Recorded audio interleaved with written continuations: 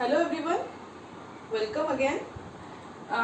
बच्चों, आप सबको पता है in the last video we have discussed about chemical reaction and chemical equation. हमने उनकी डेफिनेशन समझी थी, right? Now in this lecture we are going to discuss about types of chemical equations. हमने केमिकल इक्वेशन के बारे में क्या बोला था? That the shorthand representation of the chemical reaction is known as chemical equation। ठीक है, सिंबल्स के फॉर्म में, फॉर्मूलाज के फॉर्म में जब हम रिप्रेजेंट करते हैं किसी भी केमिकल रिएक्शन को तो उसे हम क्या कहते हैं? केमिकल इक्वेशन कहते हैं। ठीक है, अब बच्चा क्या था, सबसे पहले जो इक्वेशन लिखी गई थी वो वर्ड के फॉर्म में लिखी गई थी, which is known as word equation. Word equation का मतलब क्या हुआ? देखो, जैसे पहले लास्ट क्लास में एग्जाम्पल लिया था वाटर का, that hydrogen reacts with oxygen to form water.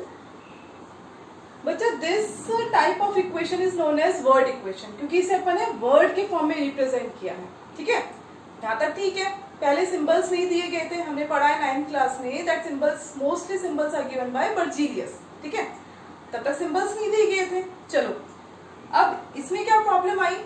Hydrogen plus oxygen हम पढ़ सकते हैं just because we know English. ठीक है, हो सकता है इसे हिंदी में लिखा गया जैसे कि हाइड्रोजन प्लस ऑक्सीजन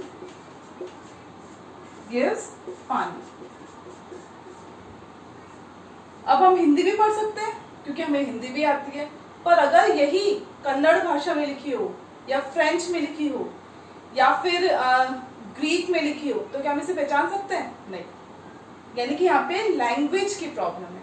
ठीक है, that's why this word equation अभी भी यूज होती है, लेकिन इसको ट्रांसलेट करने में यूज होती है कि how can we translate this word equation into a proper chemical equation. ठीक है, so this type of equation is known as word equation. ठीक है बच्चों, सेकेंड अपने आता है skeletal equation. Skeletal equation, skeletal equation वो वाली इक्वेशन है, वो टाइप है जो हम सबसे ज्यादा देखते हैं। It is also known as unbalanced chemical equation, यानी कि जिसे हमने बैलेंस नहीं किया है। ठीक है, स्केलेटल इक्वेशन का मतलब इसी इक्वेशन को जब मैं सिंबल के फॉर्म में लिख रही हूं, जैसे H2 plus O2 gives water. आई बात समझ में? अब इस इक्वेशन को मैंने कैसे रिप्रेजेंट किया? In the form of symbols. तो एक बेसिक स्ट्रक्चर है, ये स्केलेटन है कि हाइड्रोजन को हम H2 के फॉर्म में ही सिंबलाइज कर सकते हैं, इसे अपन सिंगल H नहीं लिखते। ऑक्सीजन का सिंपलेस्ट सिंबल क्या है? O2, और वाटर का फॉर्मूला क्या है? H2O। So this is the simplest form of, we can say, skeleton. This is known as skeletal equation or unbalanced chemical equation. क्योंकि अभी तक ये बैलेंस नहीं है। बैलेंस का मतलब क्या हुआ? जहां पे आपके number of atoms of the reactants should be equal to the number of atoms of the product. इधर जितने एलिमेंट्स हैं, जिनके एटम्स हैं, that should be equal to the atoms of the elements present on the product side। यानी कि जो law of conservation of mass को follow करता है, that is known as balanced chemical equation। तो इस केस में फॉलो नहीं कर रहा, इसलिए अपन ने इसको क्या बोला? Unbalanced chemical equation. बहुत सारे तरीके हैं, बहुत सारे एग्जांपल्स हैं। जैसे कि सिंपल आप ले लीजिए, इसी को ले लीजिए, H2 plus Cl2 gives HCl। ठीक है, तो हम बहुत सारे ऐसे केसेस ले सकते हैं जिसके अंदर हम ये बता कर सकते हैं कि सिंपल हमने एलिमेंट का सिंबल या फॉर्मूला लिखा और उसके फॉर्म में हमने उसे रिप्रेजेंट किया without balancing the equation, then it is known as skeletal और unbalanced chemical equation. Now after these two, the third type of chemical equation is balanced chemical equation. Balanced chemical equation का मतलब वो equation जो हमें number of atoms के बारे में बताता है।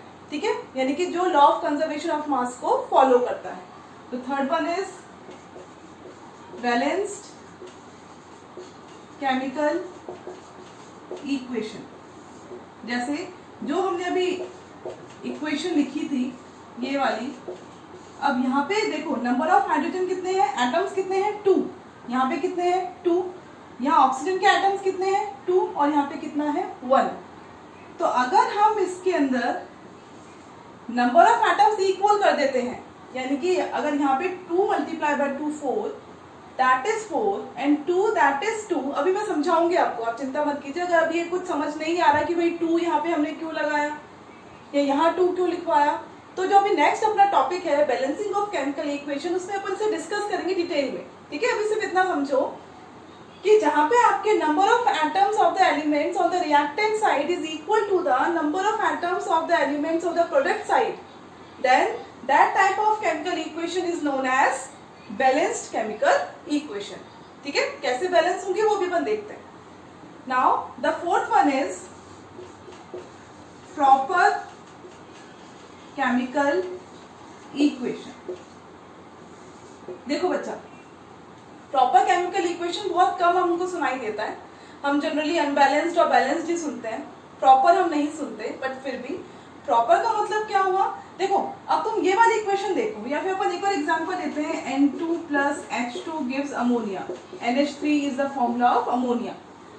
आप इसको देखो, इसके अंदर आपको समझ में आ रहा है कि भाई नाइट्रोजन हाइड्रोजन से रिएक्ट कर रहा है और वाटर बन रहा है। चलो इसको अपन बैलेंस भी कर देते हैं, यहाँ पे अपन ने 2 लगाया और यहाँ पे अपन ने 3 लगाया, ये बैलेंस हो गई। क्या सिंपल हम नाइट्रोजन को हाइड्रोजन में ऐड करेंगे और अमोनिया बन जाएगा, या क्या हम सिंपल हाइड्रोजन और ऑक्सीजन को ऐड करेंगे तो वाटर बन जाएगा? ऐसे तो हम घर में भी इसे बना सकते हैं, नहीं। यानी कि लैब के अंदर जो रिएक्शन कंडीशंस होती हैं इनको बनाने की वो अलग होती हैं, ठीक है। इनकी स्टेट अलग होती है, इनको हम जो टेम्परेचर और प्रेशर प्रोवाइड करते हैं वो डिफरेंट होता है।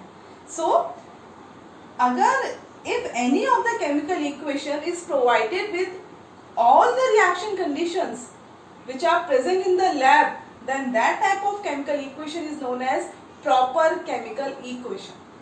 यानी कि अगर मैं यहाँ पे ये लिख देती हूँ कि it is present in the gaseous state, it is in gaseous state and it is in also gaseous state, उसके अलावा high temperature और pressure, कितना pressure है कितना temperature है, अगर ये सारी रिएक्शन कंडीशंस हम मेंशन कर देते हैं, then that chemical equation is known as proper chemical equation, ठीक है। सो आपको चारों केमिकल इक्वेशन समझ में आ गई होंगी। The first one is word equation, balanced और skeletal equation, third one is balanced chemical equation and the fourth one is proper chemical equation. देखो बच्चे, एक और इम्पोर्टेंट बात है, जो रिएक्शन कंडीशंस हम देते हैं, मतलब कि हम जो सिंबल्स यूज करते हैं किसी भी इक्वेशन को प्रॉपर बनाने में, वो कुछ सिंबल्स होते हैं, जैसे कि एस हम यूज करते हैं फॉर सॉलिड। ध्यान रखना, आप कोई भी केमिकल इक्वेशन देखेंगे तो उसमें लिखा हुआ होगा एस ब्रैकेट में, this means it represent the state of the substance that is solid.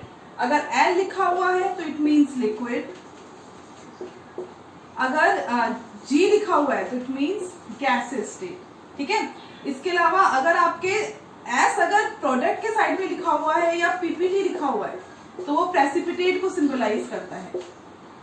अब प्रेसिपिटेट क्या होता है ये अपन टाइप ऑफ केमिकल रिएक्शन के अंदर पढ़ेंगे। इसके अलावा अगर लिखा हुआ है DIL इट मीन्स डाइल्यूट, अगर लिखा हुआ है कॉन्क इसका मतलब हुआ कॉन्सेंट्रेट,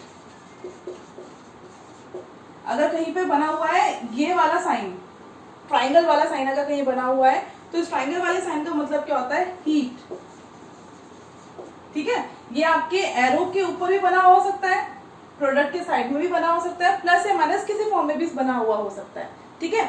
कई जगह आपको ये वाला एरो दिखाई देता है, तो ये वाला एरो हमें क्या बताता है, अब तो ये नोटिफिकेशन ये नोटेशन सब यूज नहीं होते हैं, बट फिर भी जो ये एरो ऊपर की तरफ जा रहा है इट सिंबलाइजेस कि प्रोडक्ट में कुछ ना कुछ गैस फॉर्म में बना है, ठीक है। अगर आपका एरो डाउनवर्ड्स है तो it shows that precipitate is formed or the product formed is in the solid state, right? So these are some symbols जो कि हम प्रॉपर केमिकल इक्वेशन में यूज करते हैं। ओके बच्चा।